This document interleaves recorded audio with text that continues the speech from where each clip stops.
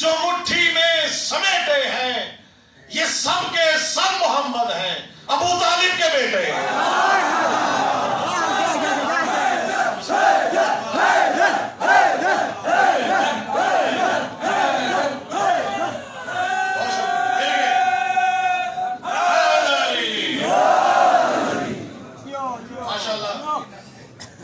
इस तरफ से नारा है, इस तरफ से देखिएगा, अगले शेर पे इंशाल्लाह नारे झूमेंगे इंशाल्लाह। हर शख्स आले मोहम्मद की विला के लिए नहीं, और विलाए आले मोहम्मद हर शख्स के लिए नहीं।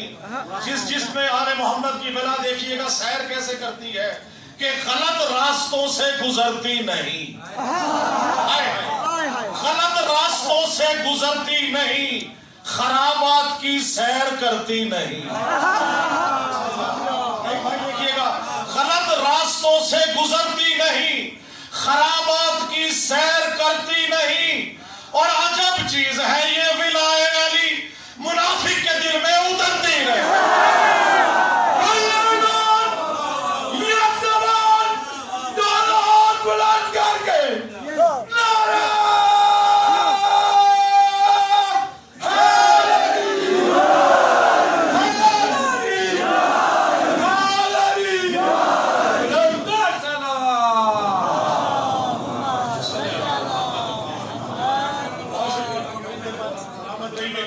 नौजवानों के लिए खास तौर से, और जो बुजुर्ग नौजवान हैं उनके लिए, आपके लिए दो शेर देखिएगा।